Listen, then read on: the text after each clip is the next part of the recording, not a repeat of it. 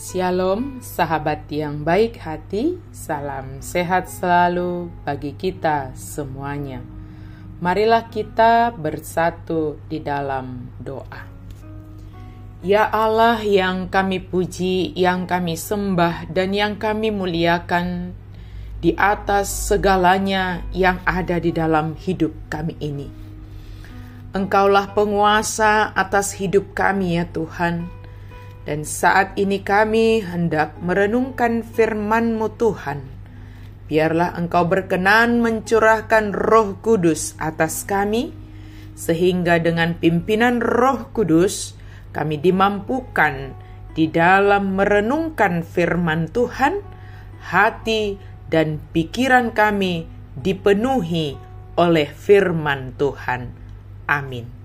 Firman Tuhan bagi kita pada hari ini tertulis di dalam kitab Roma 8 ayat 21. Tetapi dalam pengharapan, karena makhluk itu sendiri juga akan dimerdekakan dari perbudakan kebinasaan dan masuk ke dalam kemerdekaan kemuliaan anak-anak Allah.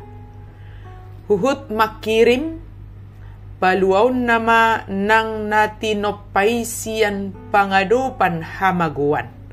Saha tuhaluaun hasangapon nadi akka anak ni debata. Dalam pengharapan kita dimerdekakan. Sahabat yang baik hati, tentu kita sangat memahami arti dari pengharapan. Sebab pengharapan itu bagaikan sauh yang dilepaskan sehingga kapal bisa tetap kokoh walaupun menghadapi gelombang. Pengharapan akan kebangkitan itulah yang ada pada kita. Sebab firman Tuhan menyatakan kepada kita bahwa di dalam Yesus yang telah bangkit itu, dengan beriman kepada Yesus, kita juga akan ikut dibangkitkan untuk menghadapi penghakiman. Maka orang Kristen tidak memiliki kata pesimis, atau ketika diambang kata pesimis, kata putus asa, orang Kristen tidak melekat dengan kata-kata itu. Ketika menghadapi sesuatu yang tidak diharapkan, dalam keadaan demikian pun kita diingatkan untuk tetap berharap kepada Tuhan. Umat Kristen melihat dunia sebagaimana adanya. Mungkin secara fisik memang akan hancur, tetapi secara rohani bisa melihat dunia ini dijangkiti oleh dosa. Tetapi umat Kristen tidak perlu pesimis, karena kita memiliki pengharapan untuk memperoleh kemuliaan di masa depan yang Tuhan sediakan bagi kita.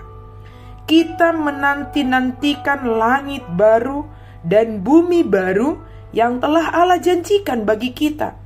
Dan kita menantikan pemerintahan baru Allah kita, yang akan membebaskan dunia ini dari dosa, dari penderitaan, dari penyakit, dari kejahatan.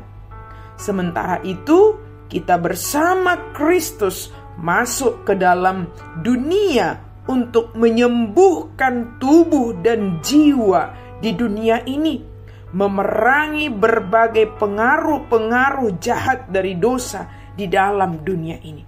Sebagai orang yang berpengharapan kepada Tuhan, kehadiran kita adalah kehadiran yang membawa kesembuhan bagi tubuh dan jiwa. Kehadiran kita adalah kehadiran yang memberantas, yang memerangi segala kejahatan dan dosa. Jangan tinggal diam. Jangan diam saja dan tidak peduli. Ketika kita melihat sesuatu yang jahat, sesuatu dosa yang merajalela, apa yang bisa kita lakukan? Mungkin ketika kita melakukan sendiri, menurut kita tidak ada pengaruhnya. Tetapi ketika kita tidak melakukan apa-apa, maka dosa itu, kejahatan itu akan semakin merajalela dan bahkan bisa mempengaruhi kita sendiri juga. Tetapi sebagai umat Kristen yang berpengharapan, sekalipun kita sendiri tetap lakukan kebenaran, tetap kita memerangi kejahatan dan dosa, sebab kita dipakai oleh Tuhan. Tuhan yang memberikan peluang kepada kita, Tuhan yang memberkati apa yang kita lakukan. Tapi kalau kita tinggal diam, tidak melakukan apa-apa, bagaimana Tuhan akan mengerjakan kebaikan melalui kita? Hiduplah sebagai orang yang berpengharapan, sebab di sana Tuhan memerdekakan kita dan saatnya Dia akan memberikan kemuliaan bagi kita. Amin. Mari kita berdoa. Terima kasih Tuhan.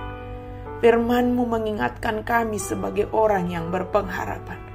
Saatnya Engkau akan memerdekakan kami, memerdekakan dunia ini dari segala pengaruh kejahatan dan dosa.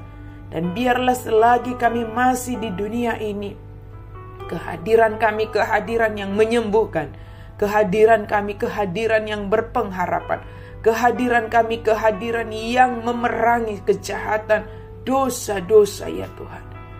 Mampukan kami Tuhan. Ketika kami menghadapi perlawanan bahkan dari diri kami sendiri, tolong kami Tuhan.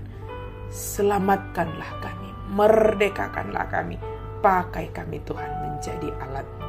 Dalam nama Yesus kami berdoa dan bersyukur. Amin.